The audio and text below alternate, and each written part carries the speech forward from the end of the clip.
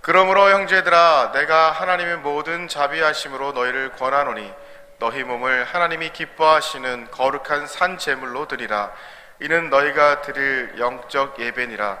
너희는 이 세대를 본받지 말고 오직 마음을 새롭게 함으로 변화를 받아 하나님의 선하시고 기뻐하시고 온전하신 뜻이 무엇인지 분별하도록 하라.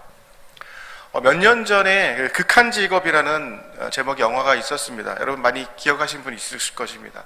굉장히 재미있게 봤는데, 마약반 형사들이 이 범죄를 이제 검거 실적이 굉장히 낮아가지고 고민하고 있었는데, 드디어 이제 국제 마약 조직 밀수 정황을 입수하게 되었습니다. 그래서 그 형사들이 범인을 이제 감시하려고 쉽게 잡히지 않으니까 이제 건너편에 있는 그런 치킨집을 인수해가지고 위장 오픈을 한 겁니다. 그러니까 위장 창업을 한 거죠. 근데 형사 중에 한 명이 요리를 굉장히 잘했는데, 특히 수원 왕갈비 통닭이라는 메뉴를 선보이게 됐는데 그것이 대박이 난 겁니다. 잠복수사를 하기 위해서 위장으로 그걸 창업했을 뿐인데 손님들이 막 몰려오는 거예요. 처음엔 난감하다가 나중에는 이 치킨 장사의 재미에 쏙 빠져가지고 돈 버는 재미에 본업을 잃은 채 어느새 마약 수사는 뒷전이 되어버렸습니다. 그래서 이 영화가 만든 대표적인 유행어가 있는데 뭐냐면 닭을 잡을 것인가 범인을 잡을 것인가. 이 대사가 계속 마음에 맴돕니다. 왜냐하면 형사가 범인 잡는 본연의 사명, 본질을 잃어버리고 닭 잡아 파는데 정신이 팔려있는 상황인데, 사실 참 우스운 광경인지 사실 우리에게 있는 모든 일어날 수 있는 풍경이라고 할 수 있습니다. 누구에게나 일어날 수 있는 변질이라고 생각이 됩니다. 목회자인 나도 예외가 될 수 없겠구나. 내가 목회에 몰두할 것인가, 아니면 다른 어떤 것들에 내가 몰두할 것인가. 교회도 그렇고요, 우리의 모든 성도님도 마찬가지일 것입니다. 우리가 그냥 내버려 두면 그냥 좋아지고, 그죠? 우리 건강도 그래요. 그냥 먹고 싶은 대로 먹고 그냥 살면 어떻게 됩니까? 건강이 안 좋아질 수밖에 없습니다. 내버려 두면은 변질되기 쉬운 존재입니다. 영적인 것은 더욱 그렇죠. 로마서를 지금 이제 큰 두 부분으로 나누면은 1장부터 11장, 그리고 12장부터 16장 이렇게 두 부분으로 나눌 수 있는데, 사도 바울이 굉장히 좋아하는 이 내용 전개 방식이 처음에 교리를 얘기합니다.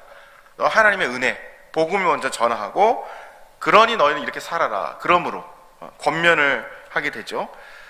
권면부터 나왔다면 이게 도덕책일 수밖에 없는데, 우리가 이러한 은혜를 받았어? 그러므로 너희는 이렇게 삽시다. 이렇게 얘기하는 거죠. 우리가 믿고 구원받은 영적인 진리가 바로 이것이다. 이거를 깨달아라 하고 나서 구원받은 우리는 이렇게 삽시다 라고 권면하는 것이죠. 그 권면이 시작되는 말씀이 오늘 읽은 로마서 12장 1절부터 2절 말씀입니다. 로마서 12장 1절과 2절 말씀, 많이 이제 암송을 하기도 하는데 핵심 단어가 뭡니까? 1절과 2절 말씀 다시 한번 읽어보겠습니다. 시작. 그러므로 형제들아, 내가 하나님의 모든 자비하심으로 너희를 권하노니 너희 몸을 하나님이 기뻐하시는 거룩한 산 제물로 드리라. 이는 너희가 드릴 영적 예배니라. 너희는 이 세대를 본받지 말고 오직 마음을 새롭게 함으로 변화를 받아 하나님의 선하시고 기뻐하시고 온전하신 뜻이 무엇인지 분별하도록 하라. 아멘. 권면에 해당하는 로마서 12장부터 16장 핵심, 처음에 포문을 여는 거예요. 권면에. 이게 핵심이 뭐냐면 변화입니다. 변화. 언뜻 볼 때는 영적 예배가 아닙니까? 라고 얘기하는데, 변화받지 않은 사람이 아무리 백날 예배를 드린다 할지언정 그게 육적인 예배일 뿐이지 영적 예배일 수가 없죠. 변화를 받은 사람들이 예배를 드리게 되면 그것이 영적 예배가 되는 거예요. 그래서 참된 신앙은 진정한 변화가 돼야 되는데, 그것이 참된 신앙이 되려면 진정한 예배를 드려야 되고, 그것은 진정한 변화를 전제로 해야 되는 것이죠. 교회가 교회다움을 회복하고 또 아름답고 개혁적인 교회가 되려고 하면 그 안에서 간증이 넘칩니다. 변화의 이야기가 넘칩니다. 예전엔 그랬는데 지금은 좀 바뀌었어. 계속 바뀌고 있어. 난 더 바뀔 필요가 있어. 그러니까 성령님께서 나를 이렇게 바꾸셨어. 이런 일들이 계속 일어나는 거예요. 설교를 듣다가 우리 구역 모임을 하다가 개인 경건 시간에, 그죠? 성령님이 하시는 역사가 이 변화이기 때문입니다. 오늘 우리가 찬송 부른 이제 289장의 가사도 그래요. 주 예수 내 맘에 들어와 계신 후 변하여 새 사람 되고. 우리가 이제 교회 새로 오신 분만 새 신자가 아닙니다. 우리도 계속 새로운 마음으로 새 신자가 되어야 되는 것이죠. 신앙에서 변화가 이렇게 중요한데, 이 변화 관련해서 두 가지를 우리가 알고 있어야 돼요. 첫 번째는 변화하여야 변질되지 않는다라는 거예요. 제가 요즘에 이찬수 목사님의 설교집을 읽고 있는데, 그 책의 이름이 뭐냐면은 지금 변하지 않으면 내일은 없다. 이 제목에 꽂혀갖고 제가 책을 샀어요. 읽어볼까요? 지금 변하지 않으면 내일은 없다. 예, 사명 중심의 교회 본연의 사명을 감당해야 되는데, 시간이 지나면서 박물관 교회로 변질되기 쉽다라고 얘기하는 거예요. 그래서 분당 우리 교회는 29개의 교회로 분립개척을 해서 교회가 작아지려고 하는 거죠. 작아지려고 해요. 건강한 교회로 되는 거예요. 여러분, 변화와 번지는 비슷한 단어지만 확실히 달라요. 변화하되 변질되지 말아라. 변질은 뭐예요? 방향성을 잃은 변화입니다. 핵심을 놓쳐버린 변화. 그래서 신앙인에 있어서, 교회에 있어서 올바른 방향이 아니죠. 변질은 악화되는 거예요. 악화되는 거. 가장 거룩한 것이 타락하면 가장 추하고 위험한 것이 된다는 말 있지 않습니까? 여러분, 어떻게 해야 변질이 아닌 변화 이룰 수 있는가? 아주 그것을 잘 보여준 말씀이 요한 사도가 흩어진 성도들한테 권면한 말씀이 요한 서신인데요. 세 번째, 요한 1장 3절에서 4절 말씀, 이것이 이제 가능한 것을 알려줍니다. 함께 읽어보겠습니다. 시작. 형제들이 와서 내게 있는 진리를 증언하되 내가 진리 안에서 행한다 하니 내가 심히 기뻐하노라. 내가 내 자녀들이 진리 안에서 행한다 함을 듣는 것보다 더 기쁜 일이 없도다. 진리 안에서 행하는 것, 그것이 너무나 기쁘대요. 여러 가지 변할 수 있습니다. 사람이 살다 보면 나이가 들어가면서 좀 달라집니다. 그런데 복음의 진리를 놓지 않고 진리 안에서 살아가는 건, 부족해도 그 말씀을 살아가려고 하는 그 삶 전체가 그 아름답고 복되고 정말 그 소식을 들으면 너무 기쁘다라는 겁니다. 진리는 우리를 자꾸 바꿔놓거든요. 자꾸 나답게 살아가게 하고 자유롭게 하는 힘이 있습니다. 변화가 이루어질 수밖에 없는 것이죠. 조금씩. 어떤 사람은 급진적으로 변화하기도 하고, 어떤 사람은 조금씩. 몇 년 뒤에 봤는데 좀 달라졌어. 화장품 그대로 쓰는데? 아니야, 달라졌어. 바울 사도는 변화를 받으라고 그랬는데, 이 변화는 이 수동태 명령이에요. 그러니까 내가 원하는 모습대로 변하는 게 아니라 하나님이 선하시고 기뻐하신 온전하신 뜻대로 그 기준에 맞게 변화되어 가는 것, 이것이 참된 변화라는 겁니다. 진리 안에서 변하는 것. 진리 바깥에 있으면 어떻게 됩니까? 변질이 되는 것이죠. 그래서 우리가 성경을 바로 해석해야 되고 바로 읽어야 되는 거예요. 그렇습니다. 변화가 굉장히 중요해요. 신앙생활에 있어서 특히 변화가 필수적이라는 것이죠. 그래서 변화하기 위해서 먼저 생각해야 될 것이 진리, 복음인데, 우리 신앙의 중심이 이 피, 예수 그리스도의 피, 십자가, 이런 것인데, 이런 것들을 더 강하게 붙들어야 된다는 것이죠. 그리고 두 번째, 이 변화 관련돼서 우리가 알아야 될 것은, 변화하되 한 번 변하는 것이 아니라 끝까지 변화를 이루어야 한다는 겁니다. 참된 변화는 한 번 이루는 것이 아니에요. 과거에 한 번 그때 내가 대화성전 때 얘기하신 분들이 종종 있습니다. 예. 과거형 변화는 참된 변화가 될 수 없다. 그 당시는, 그때는 맞고 지금은 틀리다. 뭐 영화 이름 같기도 한데, 지금은 또 다른 변화의 과업이 있는 거예요. 그때 사랑했었어. 그 말은 뭐예요? 지금 너 사랑하지 않아. 그때처럼 사랑하지 않아. 아니, 더 사랑해야지. 그때처럼 뜨거운 사랑은 아니더라도 더 깊은 사랑을 가지고 나가야지. 우리 부부관계도 그렇지 않습니까? 사랑, 변화, 하나님을 향한 사랑, 이런 것들은 현재 진행이어야 하는 것입니다. 그것이 행복이죠. 그래서 변화는 더욱 그렇습니다. 신앙의 변화는 현재 진행이어야 해요. 과거에 내가 어떻게 사역했어? 어떻게 봉사했어? 신앙이 어땠어? 물론 그런 것도 좋아요. 그런 것들 얘기하면서 내가 다시 한번 지금의 어떤 신앙을 다시 한번 돌아보는 건 좋지만 그것에 만족하면서 그냥 그때의 모습에 나를 그냥 그랬으니까 나도 괜찮은 사람이야 라는 거를 얘기하기 위해서 과거에 간증만 한다면 아쉽지 않습니까? 도루묵이라는 생선 이야기가 있습니다. 선조 임금이 임진왜란 당시 때 피난을 가다가 한 마을에서 생선 대접을 받고 싶어서 생선을 먹었는데 너무 맛있어서 이름을 물어보니까 묵입니다라고 이제 대답을 얻었어요. 그래서 이렇게 맛있는 생선 이름이 왜 이 모양이냐 하면서 은어라는 이름을 다시 지어줬습니다.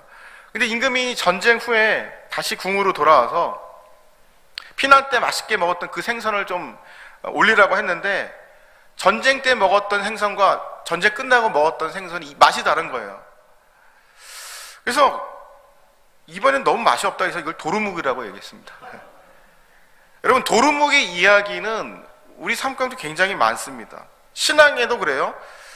예전에는 내가 힘든 생각에도 교회가 어려운 상황이고 교회가 10명밖에 안 되는 어려운 상황 가운데서도 내가 새벽을 깨우면서 같이 이렇게 기도하면서 철야도 하기도 했는데 지금은 달라졌다라는 겁니다. 도루묵 신앙이죠. 어떻게 보면 영적인 변화가 과거에 머물러 있기 때문에 그거에 만족을 하는 거예요. 그때 그랬으니까 나는 괜찮아. 쌓아놓은 그 기도가 있으니까 지금 좀 쉬어도 괜찮아. 은혜를 받는 것은 과거가 아니라 현재형이길 원하는 거죠. 하나님께서는 끊임없이 우리에게 새로운 깨달음과 은혜를 주시기 원합니다. 여러분, 도루묵 신앙은 좋은 신앙이 아니죠. 영적 예배를 드리는 진정한 변화는 변화하되 끝없이 변화할 때 이루어진다. 그래서 나는 다 이뤘다, 이 정도면 됐다라고 하는 것이 굉장히 위험한 거예요. 이 정도면 됐지 더 어떻게 변해. 성장과 성숙은 끝이 없어요. 구체적으로 어떻게 아름답게 변화될 것인가, 이 네 가지를 볼 텐데요. 이 특징, 변화의 특징으로 보는 것을 네 가지입니다. 한번 우리가 보시길 바랍니다. 첫 번째는 하나님과의 관계의 변화입니다. 1절에 너희 몸을 하나님이 기뻐하시는 거룩한 산제물로 드리라. 이는 너희가 드릴 영적 예배니라. 예배. 어떤 것입니까? 하나님을 사랑하고 하나님을 섬기고 내 중심이 아니라 하나님의 중심으로 바뀌어가는 것. 이것이 계속 반복될 때 변화되지 않을 수가 없는 거죠. 예배의 본질은 우리의 복받는 것이 아니라 나는 없어지고 주님을 찬양하는 겁니다. 우리의 창조를 그래요. 우리가 창조가 그렇게 창조되었습니다. 이사야 43장 21절에 이런 말씀이 있습니다. 이 백성은 내가 나를 위하여 지었나니 나를 찬송하게 하려 함이니라. 아멘. 웨스터민스터 소유리 문답에서는 사람의 제일 된 목적이 하나님을 영화롭게 하는 것, 영원토록 그를 즐거워하는 것, 그러니까 예배하는 것, 예배의 삶을 사는 것이라고 얘기하고 있습니다.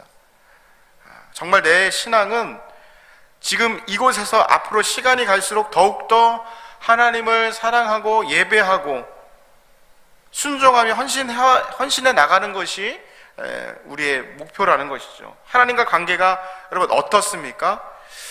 찬송가 314장에 이 세상 떠날 때 찬양하고 숨질 때 하는 맛 이것일세. 다만 내 비는 말 내 구주 예수를 더욱 사랑. 이게 참 신앙의 모습이죠. 우리 마음의 변화, 이것에서부터 시작되는 것이죠. 한마디로 자기 중심에서 하나님 중심으로의 변화입니다. 만약 이 목표를 잃어버리게 되고 다른 것, 보이는 것, 이런 숫자나 그런 것들에만 우리가 목을 매게 된다면 결코 변화는 이루어질 수 없는 것이죠. 두 번째 변화는 인격의 변화입니다. 인격의 변화. 2절에 보면 오직 마음을 새롭게 함으로 변화를 받으라고 얘기했는데 인격의 변화를 말을 하고 있죠.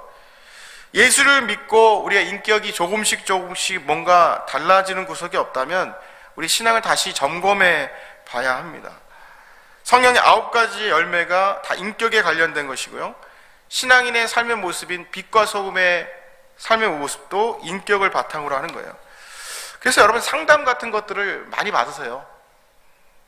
저도 이제 상담학 공부를 하면서 제 스스로를 많이 이제 보고 몇 년 동안 객관화 작업을 하고 있는데, 상담받는 건 부끄러운 건 아닙니다. 내 상담을 받음으로 말미암아 내가 어떻게 살아가고 있는지, 내 생각이 어떻게 잘못되고 있는지 교정을 할 필요가 있는 거예요. 기도와 말씀뿐만 아니라 요즘에 상담 많이 받지 않습니까? 내 자신을 좀 알아야 되는 거예요. 어떤 분이 구역 인도를 하는데 그 구역 인도를 잘 소통하면서 하는 게 아니라 몇 시간 동안 혼자 얘기를 떠들어봐요. 그게 구역 인도가 되는 게 아니죠. 자기 얘기만 하게 되는 거예요. 다른 사람의 얘기를 듣기도 하고, 그죠? 저 사람이 불편하게 생각하는지 보고 구역 인도를 해야 되는 거예요. 구역원들의 얘기를 듣고, 그죠? 구역원들이 얼마나 불편해하는지 생각해보고, 이런 것들이 별거 아닙니다. 그것이 바로 인격이라는 겁니다. 성경의 인물들이 고난을 만나고 하나님의 약속을 붙는 중에서 기다리고 극복하고 또 유혹을 만나서 갈등 속에서 승리하는 그런 영적 전쟁의 내용 역시 인격 변화에 대한 이야기입니다. 인격의 변화는 구체적으로 말하면 다른 사람에게 귀가 조금씩 열리는 수용성이 열린다는 것이고, 다른 사람들을 조금씩 품을 수 있는 이 포용성이 늘어난다는 것입니다. 자기 자신에게서 다른 사람에게로 나아가는 것, 이것이 인격의 변화이죠. 우리 지난주에 성찬에 참여했는데 그리스도의 연합이죠. 그리스도의 연합으로 말미암아 우리는 우리가 아니라 신성한 성품, 거룩한 성품에 참여하게 되는 것입니다. 세 번째 변화는 가치관의 변화예요. 너희는 이 세대를 본받지 말고 이 세대를 본받지 말라. 이 세상의 패턴을 따라가지 말아라 라는 겁니다. 모든 행동의 안에는 내면에 그 어떤 영적인 패턴이 있습니다. 정신적인 가치관이 있습니다. 그것에 따라서 우리가 살아가는 거예요. 탁구를 칠 때도 가장 먼저 하는 것이 뭐예요? 자세 잡기입니다. 그거밖에 안 가르쳐요. 자세 치는 거. 이 자세가 바로 돼야, 우리 가치관이 바로 돼야 우리가 만나는 사건과 우리 삶을 하나님의 뜻대로 반응할 수 있는 것이죠. 목회자를 가장 낙심시키고 힘들게 하는 것은 변화하지 않은 성도들이라고 해요. 또 반대로 성도들 입장에서 가장 낙심시키는 건 뭐예요? 변화하지 않는 목회자일 것입니다. 세상의 입장에서는 뭐예요? 변화하지 않는 교회. 교회가 교회다움을 상실할 때 세상은 답답해합니다. 예수님을 믿었을 때라도 우리는 여전히 죄의 영향력이 있어서 죄를 행하기도 하는데, 그 중에서 아주 교묘하게 작동되는 것이 바로 가치관입니다. 가치관. 세속적인 가치관. 특히 이제 죄라고 딱 꼬집하고 말할 수는 없는데, 이게 금방 이거 죄가 될 수 있는 세속적인 가치관입니다. 나름 열심히 생활하고 신앙생활 하는데 여전히 그 안에는 세속적인 가치관이 꽉 차 있을 때, 뭐 돈이나 명예나 안락과 즐거움으로 꽉 차게 되고, 겉으로만 신앙의 어떤 그런 것들을 포장을 해 놨을 때는 하나님 입장에서는 굉장히 이제 답답할 거예요. 우리가 추구해야 될 변화는 내 안에 있는 것들을 던져버리고 벗어버리고 비워버리고 하나님의 것들을 계속 채우는 것입니다. 그렇지 않으면 결국 어떻게 됩니까? 내 왕국, 내 복음, 내 나라, 그렇게 만들어가는 거죠. 하나님께서는 뭐라고 얘기하십니까? 주님께서는 하나님의 나라를 꿈꿔라. 하나님의 나라를 꿈꿔라. 이 말씀, 복음을 내면화해라. 이렇게 얘기하셨어요. 세 번째 변화는 비전의 변화입니다.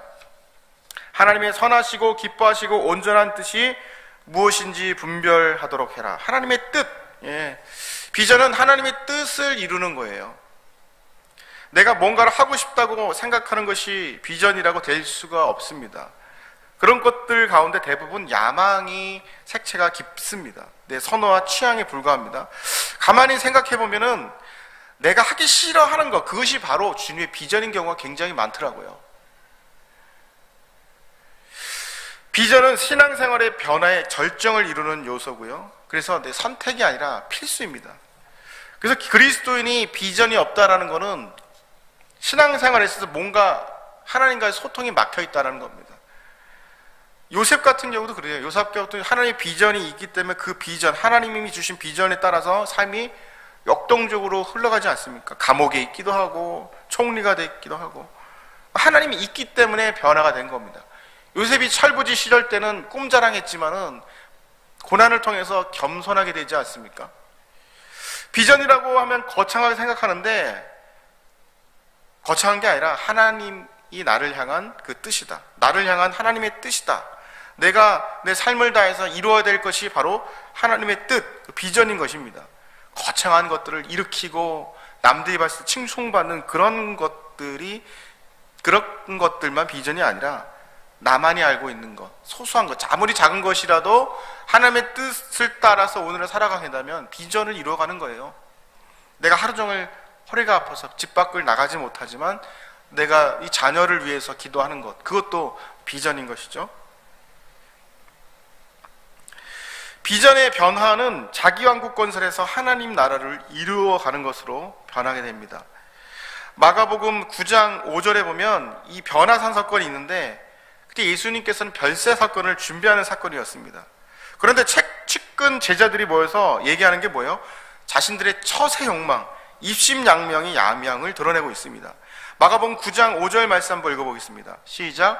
베드로가 예수께 고하되 랍비여, 우리가 여기 있는 것이 좋사오니 우리가 초막 넷을 짓되 하나는 주를 위하여, 하나는 모세를 위하여, 하나는 엘리야를 위하여 하사이다 하니, 야망을 드러낸 거죠. 그토록 예수님과 함께 다녔으면 예수님의 꿈을 좀 흉내대로 내면서 꿔야 되는데 아예 반대의 일을 하고 있습니다. 또 예수님께서 예루살렘으로 올라가시 전에 베드로가 가시지 말라고 완전 종용하지 않습니까? 한마디 들어요. 사탄아 물러가라. 우리도 그렇습니다. 아무리 신앙생활을 오래 하고 할지라도 사탄의 역할을 할 수 있어요. 정말 무서운 얘기죠.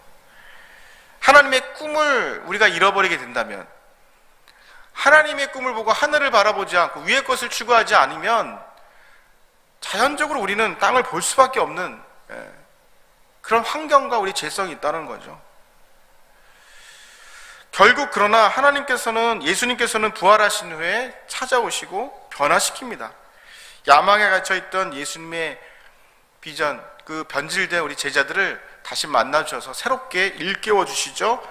요한복음 21장 17절에 이렇게 되어 있습니다. 21장 17절. 세 번째 이르되 요한의 아들아 시몬아, 내가 나를 사랑하느냐 하시니 주께서 세 번째 내가 나를 사랑하느냐 하심으로 베드로가 근심하여 이르되 주님, 모든 것을 아시오며 내가 주님을 사랑하는 줄을 주님께서 아시나이다. 예수께서 이르시되 내 양을 먹이라.